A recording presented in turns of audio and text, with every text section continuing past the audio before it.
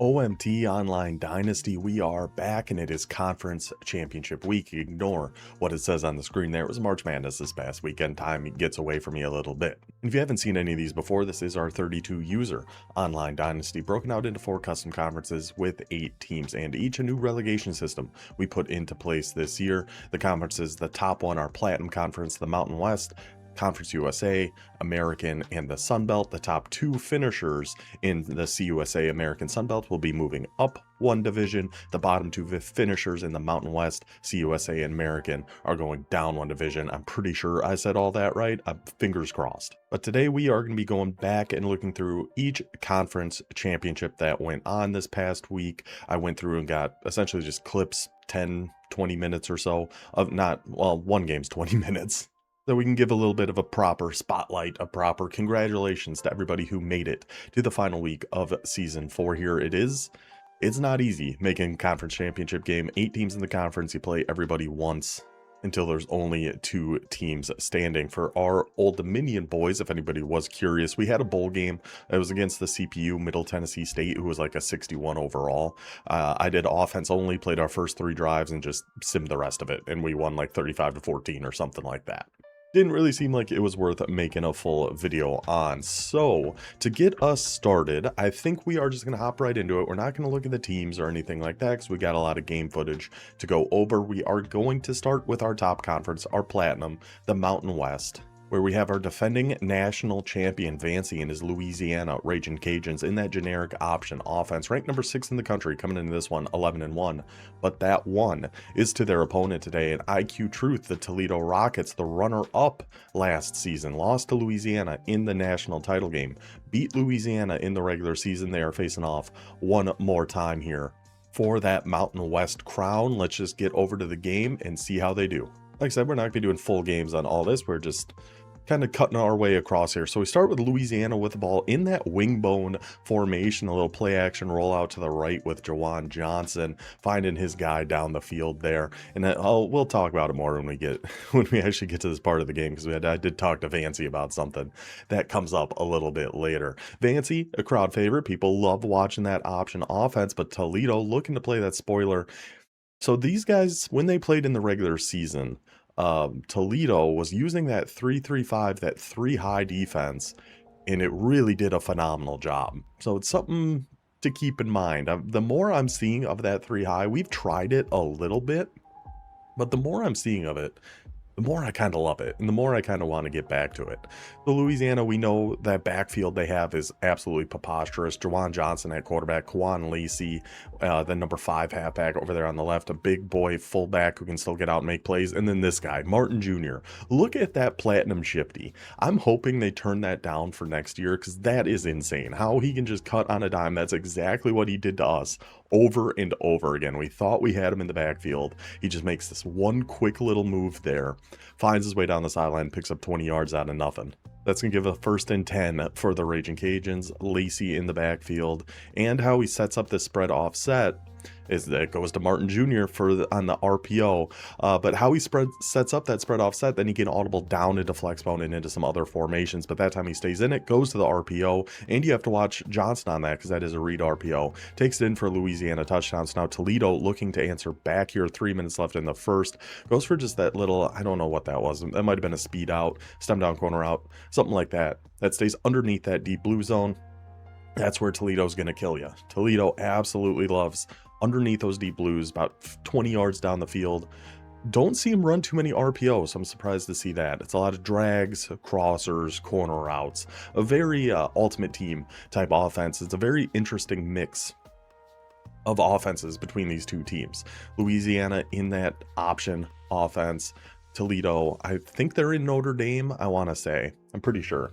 A very more ultimate team, aired out, like a lot of solo side streaks, then a crosser coming from the other side, that kind of stuff. So we're going to go with a little man coverage here. Let's see, there's the streaks, there's the streak. I meant to say there's the drag the first time, but instead it is the streak. Tashi Braceful, the graceful, finds his way past the defense in for the Toledo touchdown. They answer back, but here comes Louisiana. This team's explosive, as I believe we are about to see here. 1st and 10 at their own 25. First play, going with Jawan Johnson, a little bootleg out to the left. Little sketchy ball back to the inside there, but number 44 able to hold on to it. Gets a gain of 6. Risky ball. Very, very risky pass there. But hey, we'll take 6 yards on that. We're okay with it. Jawan Johnson making some magic happen with his legs and his arm here so far. So 2nd and 4 now, Louisiana. Didn't quite see what play they came out in, but we know it is a wing bone set. And let's see, checking his blocking here. Juwan Johnson looking all around, untargeting.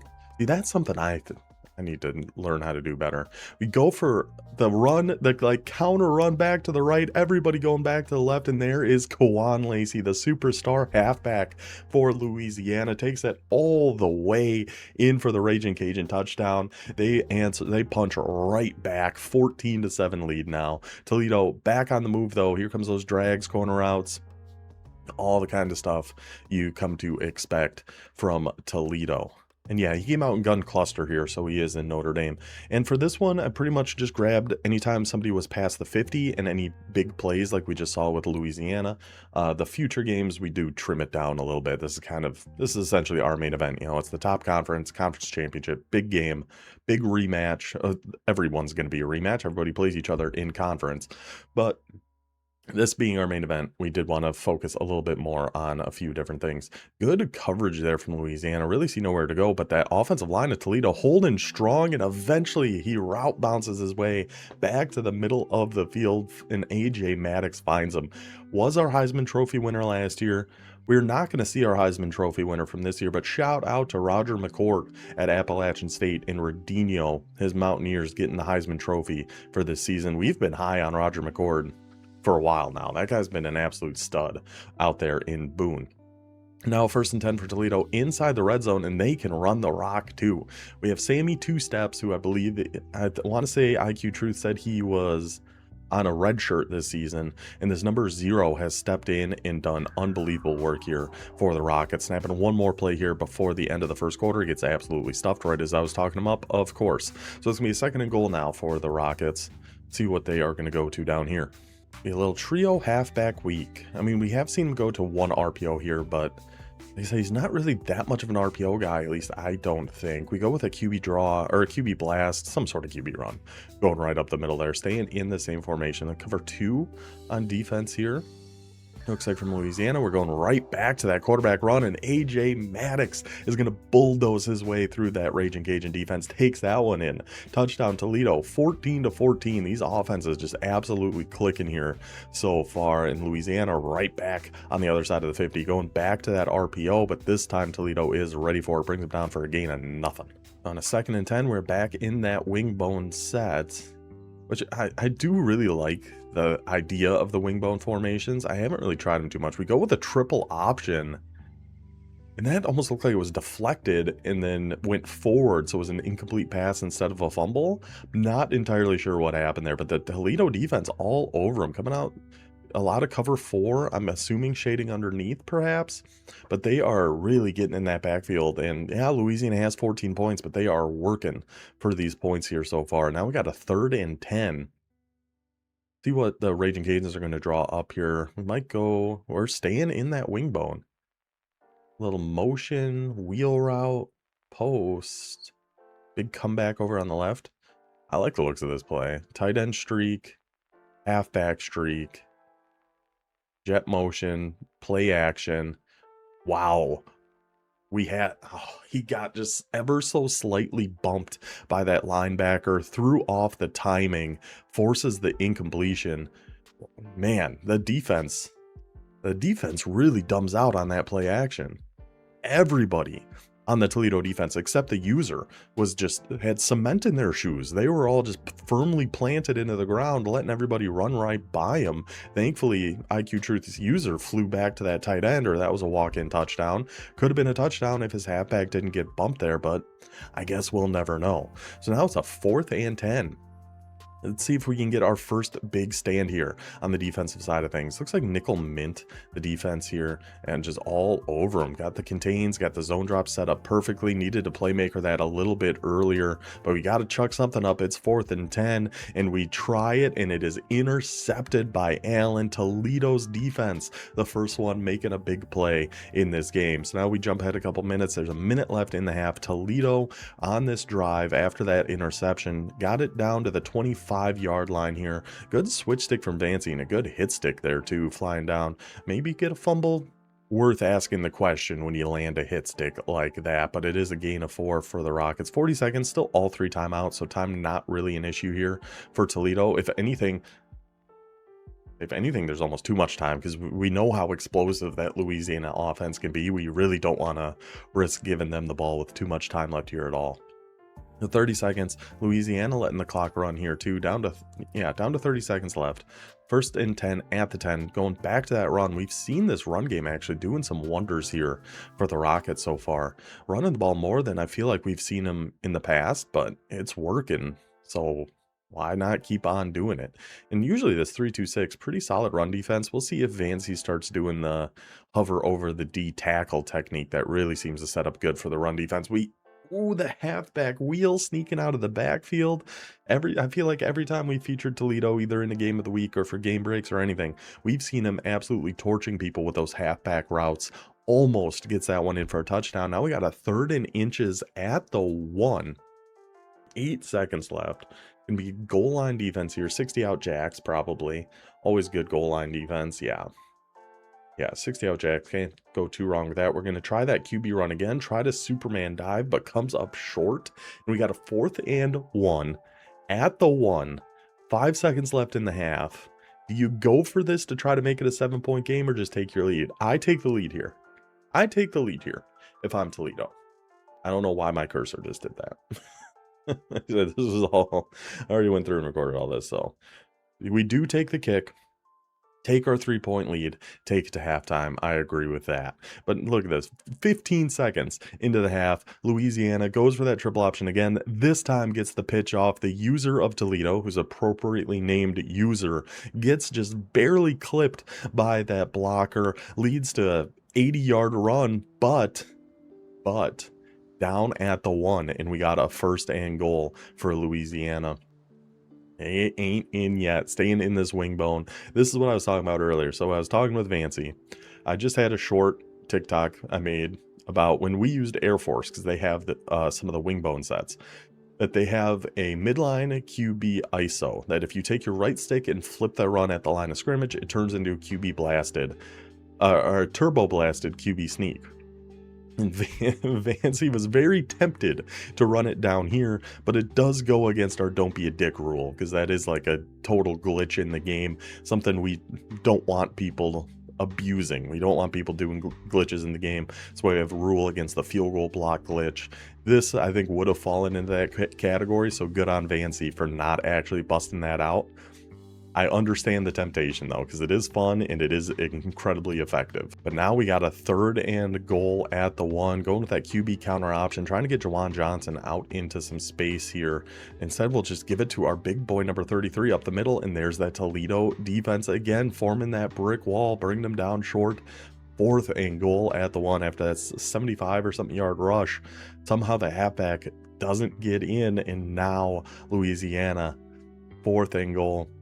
See if that Toledo defense one more time can form that wall and keep the Raging Cajuns from pay dirt. Keep it with Juwan Johnson. Try to find some space, but the Toledo defense all over him yet again gets the huge goal line stand. That's 2 big stops now for the Toledo defense. That's been the difference in this game so far. Up by 3 now, minute and a half left in the 3rd. This is their responding drive after that, getting that big stop, slowly marching their way down the field, working that clock a little bit, trying to make this a 2-score game.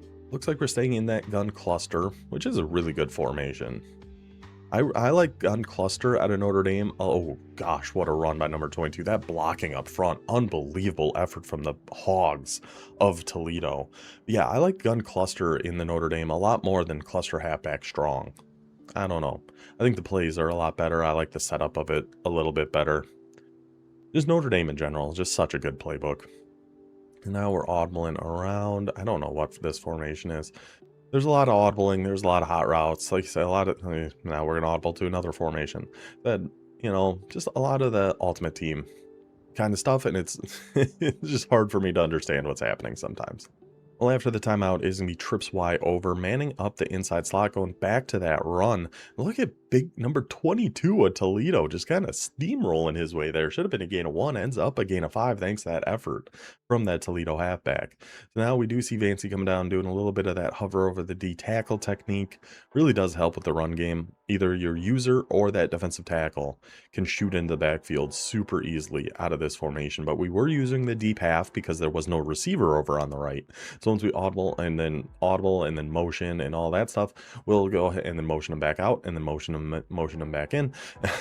But once the receiver came over on the right, good idea to get off that deep half. All that to run that toss over to the left and lose 5 yards, which I believe takes us to the end of the third quarter here. Yes, it does. So 4's up into the fourth quarter. Mountain West title game. Toledo holding on to that 3-point lead. A huge 3rd and 10 here, though. Punch this into the end zone. Get that 2-score lead in the fourth quarter would be massive for the Rockets.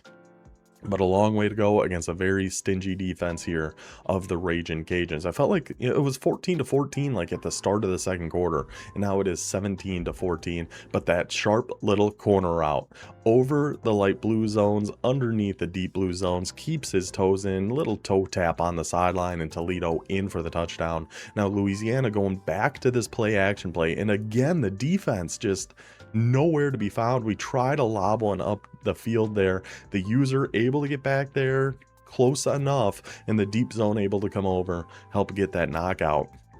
But that play, something about that play, and that play action really gets the defense to bite. Bite hard on that. Gonna be a 2nd and 10 for Louisiana coming out in X Dig. I love X Dig. It's such a good pass play.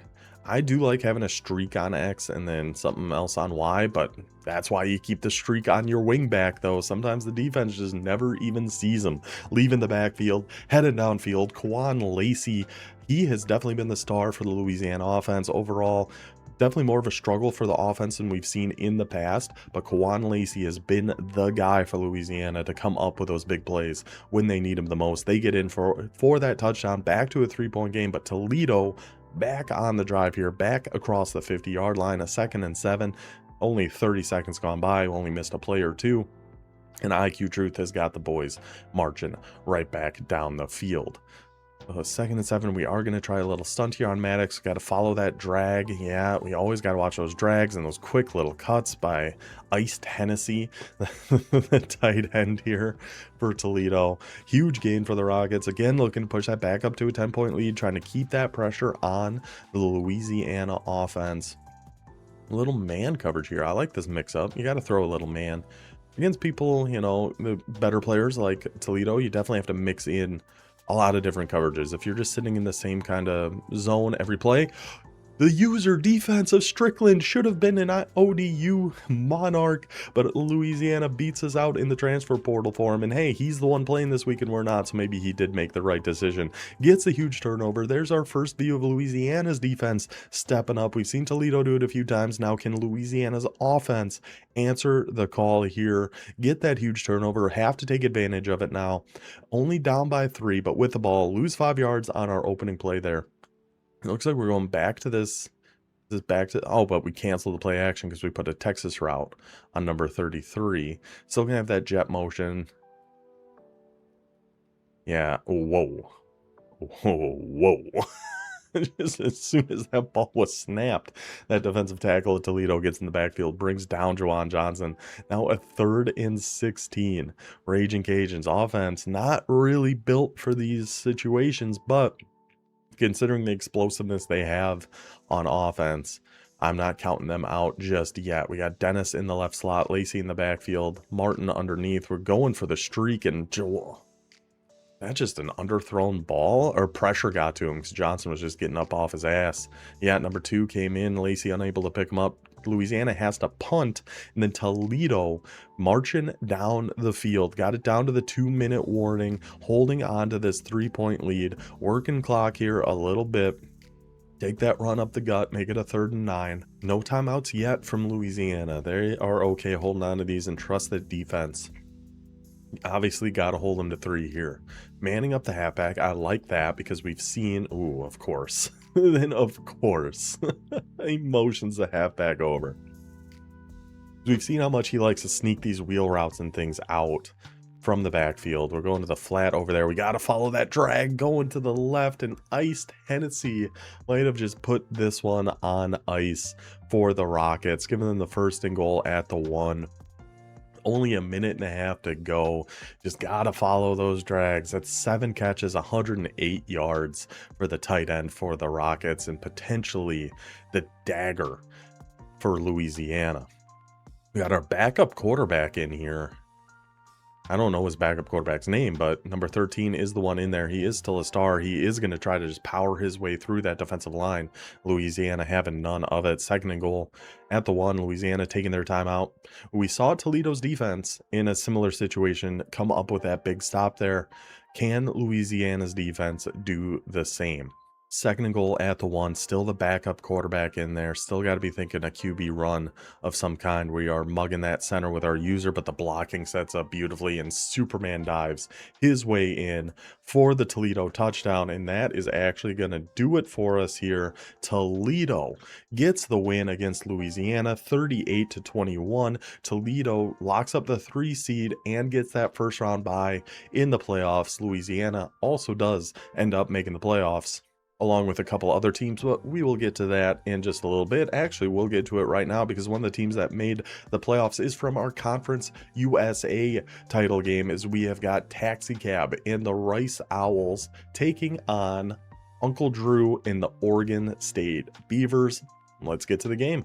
Of course, just by making it here, both these teams have earned their promotion up to that Mountain West, and Jordan Washington, number 4 on Oregon State. Remember that name, remember that number, remember that man, because this guy is an absolute freak. But we start off here, just a couple minutes gone by. Oregon State, I believe, started with the ball, just kind of been moving their way down the field here, get it past the 50-yard line. This is Oregon State offense, man. I'm hoping Jordan Washington's a senior, because I do not want to have to deal with that man next year in the Mountain West. Little tight slots, halfback weak. Going to be the call from Oregon State. I'm not sure what offense they're in. I guess I could check, but it is what it is. We know Rice is going to be more of a power run type of team, and Oregon State's really just about getting that ball to number 4, and we're about to see why. There's that Platinum Shifty cutting his way outside, cutting his way up the field, and just too fast for the Rice Owls. Leaves them all in the dust. Oregon State on the board. First year 7-0 lead for the Beavers, but Rice right after the kickoff here gets brought down at the 13.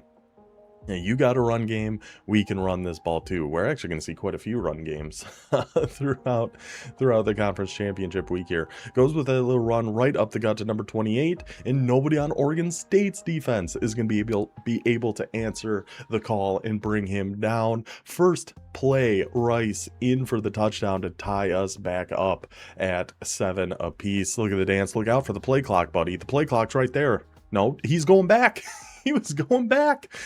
He got stopped by the clock a few times, but kept going back for more. That's just the determination of this Rice Owls team. But Oregon State here early in the 2nd quarter got a 3rd and 9 back at Rice's 31-yard line. Coming down with that deep quarter, trying to keep our eyes on Jordan Washington. It is going to be a pass play this time. Looking deep, he's got that crossover on the right. We miss it. He's kind of running around. We see it late, and what a ball by the Oregon State quarterback, Colt Steele. What a name. He should be a quarterback for like the Longhorns or something. That's a Texas quarterback name. Finds his guy eventually there. Better late than never to pick up that 1st down. 1st and goal at the 4 for Oregon State now. You gotta think this is gonna be Jordan Washington time for the Beavers. Coming out in some single back, little doubles over to the right, tight end on the line to our left, or actually not on the line, he's back off the line. Little motion, give it to Jordan Washington up the middle, let that Platinum Shifty go, let him fight his way through that Rice defensive line, goes in for the Oregon State touchdown. Now first play of the drive again for Rice, dropping back to pass, rolling out, trying to make a play with his legs, gets caught from behind by the big man number 97, punches that ball out, and Oregon State recovers. First play we saw Rice run, touchdown run, Then Rice, they tried to challenge us. It doesn't work. That was a fumble. And then after Oregon State's touchdown, Rice, first play, this time a fumble recovered by the Beavs. Sets them up inside the red zone. 5 minutes left in the second. Why not give it right back to Jordan Washington? He's got Heisman shifty going now. I don't know exactly what determines when it goes up to Heisman, when it goes back down to Platinum. But my goodness, Platinum shifty is bad enough. Heisman shifty is ridiculous. It's so annoying to go against. There's gonna be a little bunch tight end. Oregon State looking to take advantage of that turnover forced by the defense. Going with an RPO. It looked like pretty solid blocking out there. Number 81 able to pick up about 5 yards. That can be a 3rd and 2 for Oregon State. You got to think Jordan Washington. We just always have to keep eyes on Jordan freaking Washington, that number 4. Audibling around, flipping around, doing all sorts of different things here. Let's see, all that to go back to that RPO, and big man, 34 on Rice was a step away from actually jumping in front of that. That was awful close, but at least he got down there. At least he made that tackle to force a 4th and inches. Can Rice's defense answer back here after that turnover? If they can get off the field, it's like none of it ever even happened. It'd be a huge momentum boost here for that Rice offense. Quarterback's got to be on the sideline, just absolutely kicking himself after that last fumble. But let's see. Oh, so Oregon State 4th and inches. We just go back to a run here with Washington. Go back to an RPO. Gun you off trips. It's got to be a run, right? It's got to be a run. It's got to go to Washington. I think you got to come down with a safety. Oh, it's another RPO, and he does sneak one out to the right flat. Those RPOs are so tough to defend when they're going, when it's the tight end going from like the left side of the line to the right side of the line. Those are so difficult, especially, you know, it looks like an inside zone split essentially. You know, he's not just going out to the flat, he's going across the line like that. Very, very difficult. Picks up the huge 4th down for Oregon State. See if they can punch this one in now from the 4-yard line. It is going to be Jordan Washington. And again, he gets hit, but he fights through the contact and in for the touchdown. Now Rice, again, they took a couple penalties here to start this drive. First play on this drive as well. Trying to hit our flat. Just throws it so far behind his receiver. He doesn't even have a chance on it. Interception by Oregon State. I think we've seen all 3 offensive plays from Rice. I'm pretty confident. That first play, they had the huge touchdown run, then the quarterback fumbled, then the quarterback just threw it so far behind his guy, it's an interception. Now Oregon State looking to just pile on here in the first half. 3 minutes to go in the second quarter.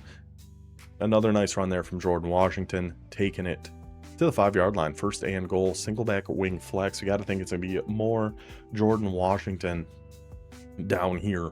I mean, it's worked so far for Oregon State. I believe he has all 3 of the Beavers touchdowns, but the user defense taxi cab, big man number 41 flies in there to bring him down for a loss of 1. After the 2-minute warning, we got the Oregon State offense back out on the field in a little bit of a pistol set this time, motioning a tight end across here. Let's see, RPO, or maybe just another run to Washington. It is just going to be another run to Washington. We try to shoot that with the user, but he's just a little too shifty, able to cut that back up to the right. Picks up 3 yards. So we get a 3rd and goal now.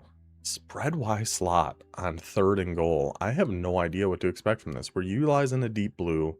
Got to come, and right, was that Washington again? It is. Sneaks out of the backfield on a little out route, finds Washington. It is a touchdown. They do try to review it, but he is in, and that is gonna do it for us. No comeback there for Rice. Oregon State is gonna get the 35-14 win. Congratulations to Uncle Drew, and Oregon State locks up their spot in the playoffs here as well. We'll go over where we're at in the playoffs and everything at the end of this. But yeah, congrats Uncle Drew on that win. Congrats Taxi Cab on finishing 2nd in the Conference USA and be moving up to the Mountain West next year. Let's take it to our next conference, which is going to be the American, where you got Bowling Green taking on UAB. The Blazers, with an incredible turnaround this season, started I think 0-5 or something in conference play, ended up going 6-1 in conference, locking up that promotion, locking up their spot in the title game. Let's see if that Cinderella story can continue with an American Conference Championship.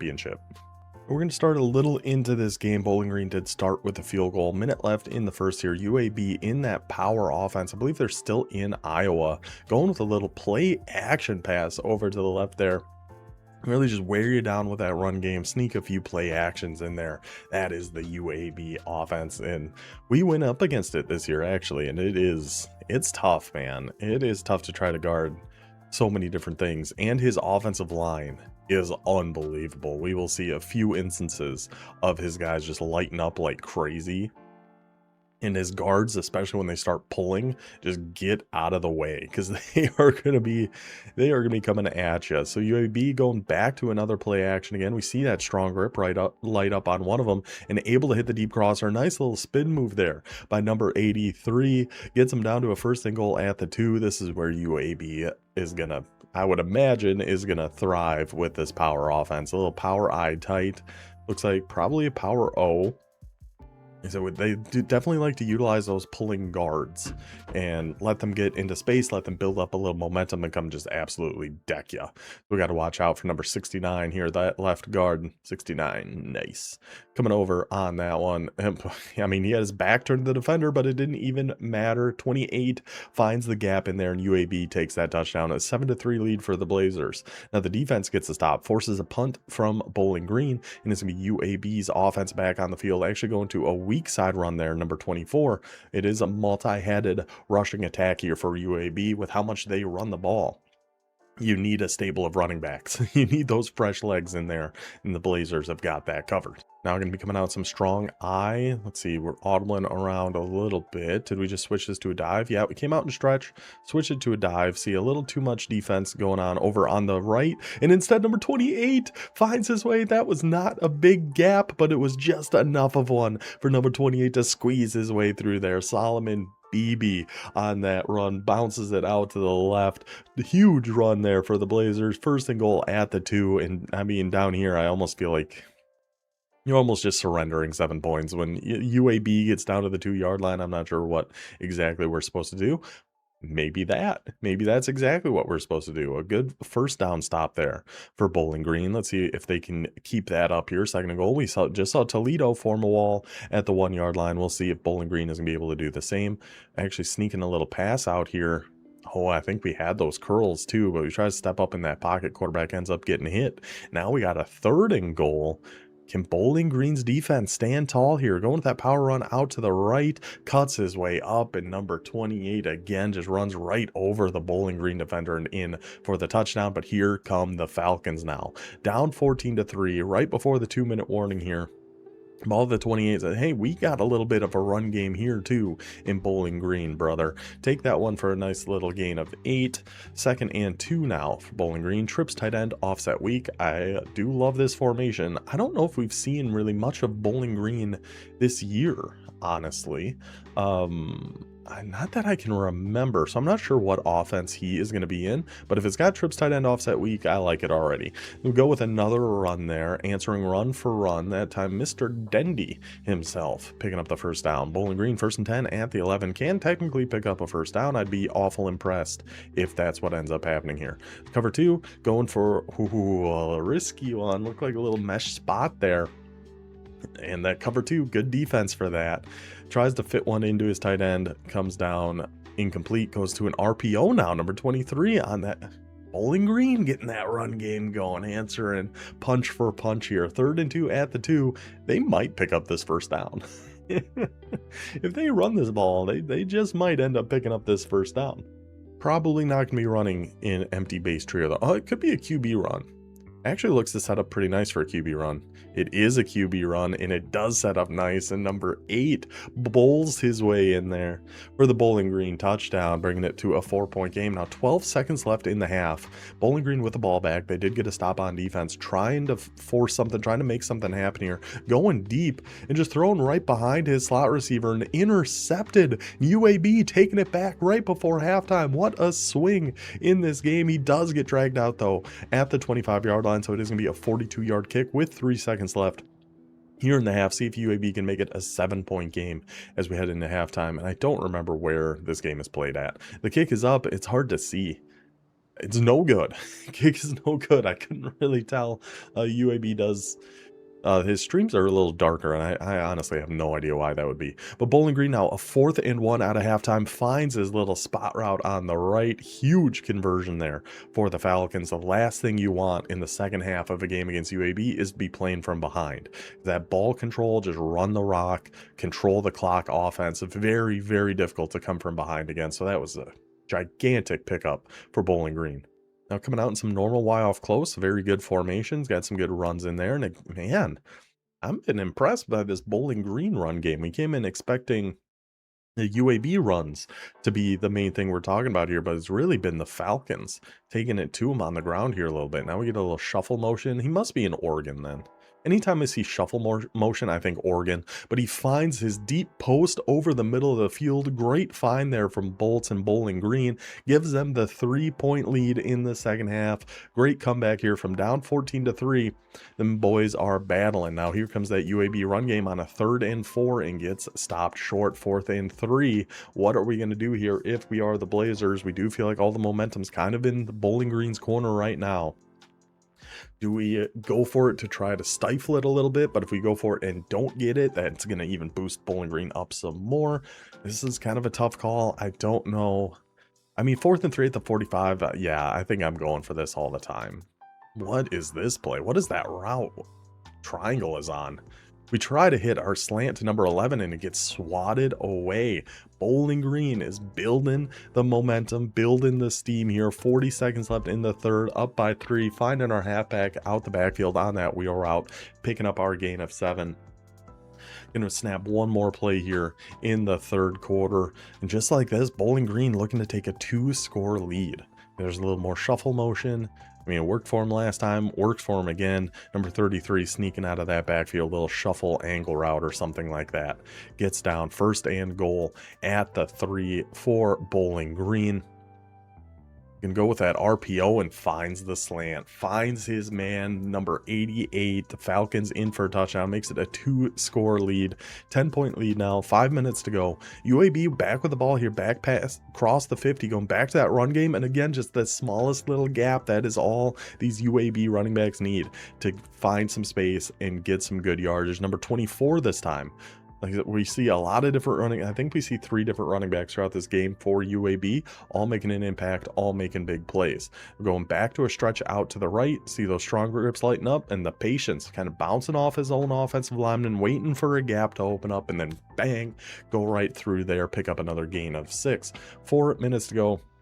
Now we're in kind of that opposite situation of what we were talking about just a minute ago, where if UAB is behind, then it's kind of difficult for them too with this type of offense. See, here goes number 33, another different running back, because if we're just running the rock so much, it is killing a lot of time when we're down by 2 scores. But if we finish this drive off, well worth it. But we do kind of want to get moving here a little bit. With less than 4 minutes to go, we're going back to another run here, cutting it. Look at the blocking, my goodness, and the spin move there by number 28 Solomon Beebe. 9 carries for 122 yards.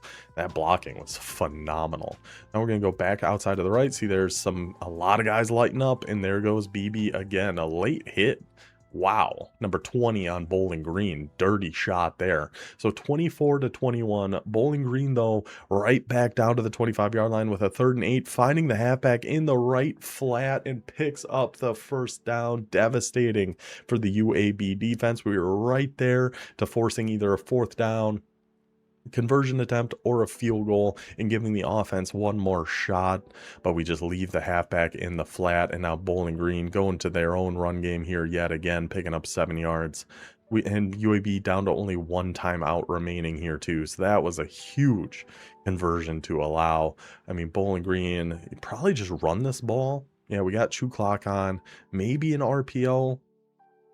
Maybe an RPO. I wouldn't hate an RPO, but I also saw what defense UAB is in. That makes it easy for me to say.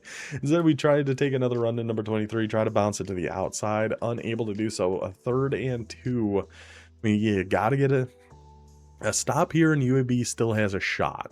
They still have a chance. We're worried about the QB run. We saw Bowling Green score on it earlier. They go for the QB run, gets blasted right in the gap there and comes up short, 4th and 2, but Bowling Green is going to go for it. They want to end this conference championship game right here, right now. They don't want to give that UAB an offensive line another chance to come out against that worn down, tired defensive line of Bowling Green. We saw how well that blocking was working for UAB on that last drive. We don't even want to give them a chance. So 4th and 2, we're motioning a little bunch over to the right, 2 receivers to the left, empty backfield for number 14. See what he is going to draw up here, using on that defensive line, but he's too slow, gives up right over the middle. Number 88 again in for the Bowling Green touchdown, and that is going to do it. The Falcons get the win 37-21. I think they get another pick 6 or something at the end there. They scored with no time left, but Bowling Green and Bolts, congratulations on the win. But a huge shout out to Cosmic Selector and UAB for that season turnaround he had. We'll see both you guys in Conference USA next season. So now we can take it. We got one conference left here, the Sun Belt Championship, where we've got King Papi Sosa in the East Carolina Pirates taking on Spicy in the Colorado State Rams. Colorado State are only undefeated in conference team throughout this season so far. If they can get this win in the Sun Belt title game, rolling out to the right, and what a juke back to the left, finding the open space. Number 16, Colorado State's quarterback. What wheels on that young man, takes that in for the early touchdown. We did miss East Carolina through an early interception there. The stream was buffering. It might have been my computer, I'm not entirely sure. That's how Colorado State got that ball down there and punches it in for the early lead. See if Spicy can finish that undefeated season, potentially push their way into the playoffs here as the number 18 team in the country. They will be it'll be close. It'll be close. Going now, East Carolina got some quarterback runs. Remember, we did have, I think we featured East Carolina. Yeah, we did in our last week of the season game of the week. But East Carolina was originally a triple option team under their former coach. New coach, King Papi Sosa, comes in, really rights the ship, the pirate ship for the East Carolina Pirates, as another user lurk there by Colorado State takes it out and goes down at the 1. But really turned things around for East Carolina to even get them in this position. So a very successful season for both these teams. See, there's some of the issues we were talking about there. But a 4th down, Spicy going for it, but great defense from East Carolina in King Papi Sosa. Gave him absolutely nowhere to go with that rock. Tries to force one in there. It's 4th down. You got to try something. Interception. We don't have any rules, by the way, about 4th down. If you want to go for it, you can. It's just something like that might happen, and East Carolina gets the ball at the 14-yard line. So it's kind of, it's like real life. It's up to you. It's up to the coach. If you want to get crazy aggressive and go for it on all your 4th downs, you can. It's just you got to deal with the consequences. Now East Carolina coming out in a power set, trying to run a toss out to the right. But the user defense of Spicy absolutely all over that one. Brings him down for a loss of 5. Great uniform battle here too. I think Colorado State's got some pretty underrated alternates. I do like these ones. They look a little like Miami to me, but I do like the orange uniforms, and East Carolina always has great uniforms. Some chrome helmets are awesome, and just purple and yellow. Great color combination for a school. We do... What a switch by Spicy. He gets the switch stick, goes and watches that little out route, but right off his hands, falls incomplete. So now another chance for East Carolina and this offense on a 3rd and 15, where you're definitely looking on that left seam. We could have had that left seam. And pass lead to the left, we might have been able to hit that seam. Instead, we'll just throw one away, settle for a field goal attempt here on 4th and 15. At least we're gonna get some points out of that big stand by the defense. Hopefully, fingers crossed, we're gonna get some points. Where the heck is this game at? The Sun Belt. It's probably in the south somewhere. This one might be in Jacksonville.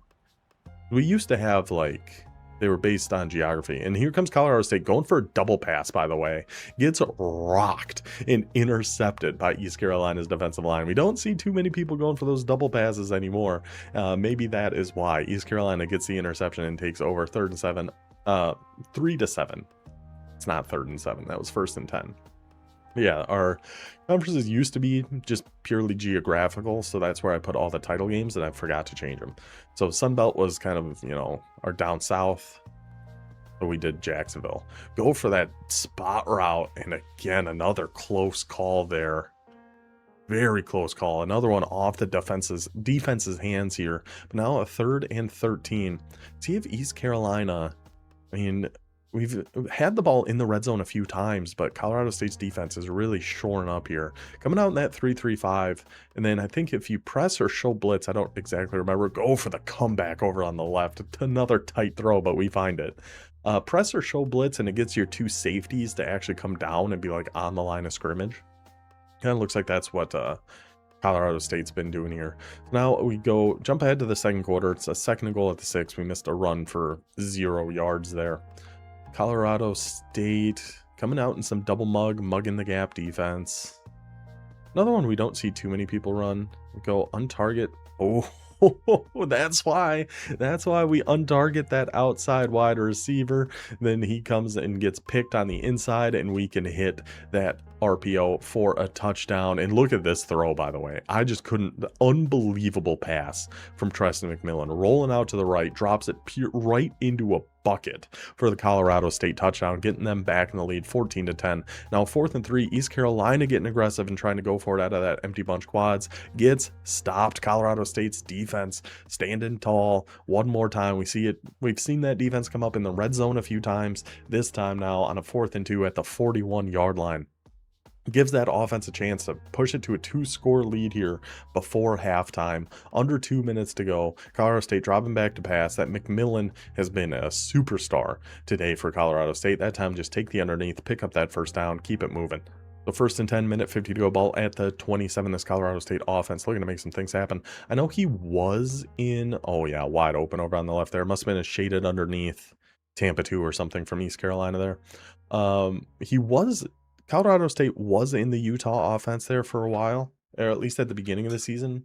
I think he was one of our first games of the week here in year 4. What a blocking against. Sets up beautifully for Colorado State. Takes that one in. Carlos Chavez in for the Colorado State touchdown. We do get that 2-score lead, but the Pirates offense fighting back once again down here in the red zone. Let's see if we can punch in another one. We've had our struggles down here before. That's been the difference in this game so far, has been East Carolina in the red zone versus this Colorado State defense. So far it's been the advantage for the Rams, but if East Carolina can get one on the board here, get it back to a 4-point game here before halftime.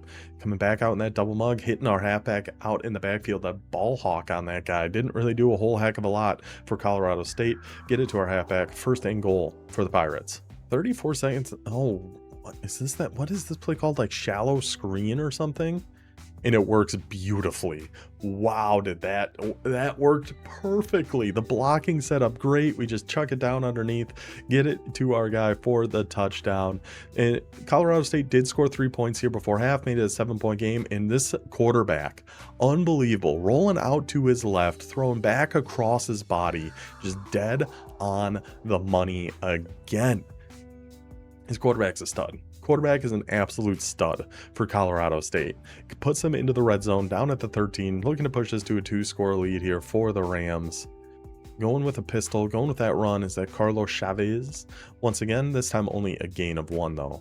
2nd and 9, Colorado State going to some under center here. ECU really trying to crowd the line, and here comes McMillan on the run again, just dead on the money again and again. McMillan, superstar performance, breakout performance for that young man. And that is going to do it for this one. Colorado State ends up just running away with it from there. They win this one 48-17. Spicy finishes the undefeated Sun Belt season. King Papi Sosa, still a fantastic turnaround for East Carolina. Both certainly earned their promotions this season. We can take a quick look at our college football playoffs, see how everything is sitting there. We're going to have one user game, Oregon State and Utah State in round 1. Utah State's out of town he's in Hawaii. Brag about it, brother. So he had to give the force win to Oregon State. Then in round 2, he matched up with Toledo. Unfortunately, wasn't the greatest game from the Beavers there, and Toledo gets the win 41-14. So where we're sitting right now, Louisiana also made the playoffs. We had a total of 4 users make it. Toledo got that first round bye as the 3 seed, Utah State versus Oregon State, and Louisiana does end up sneaking in as the 9 seed, our defending champions. In round 1, they take down Alabama 38-21. Round 2, they are taking on the number 1 seed Oregon and have not played that game yet.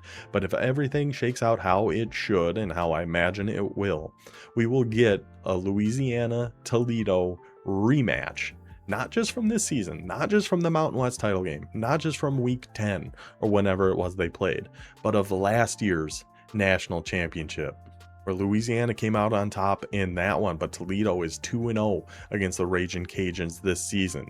If we get that rematch, I'm very interested to see what adjustments Louisiana is going to do. What are they going to do a little bit differently to try to get that win back from Toledo and go back-to-back for national championships? Or can Toledo climb that mountain, go from runner-up last year to national champions this year?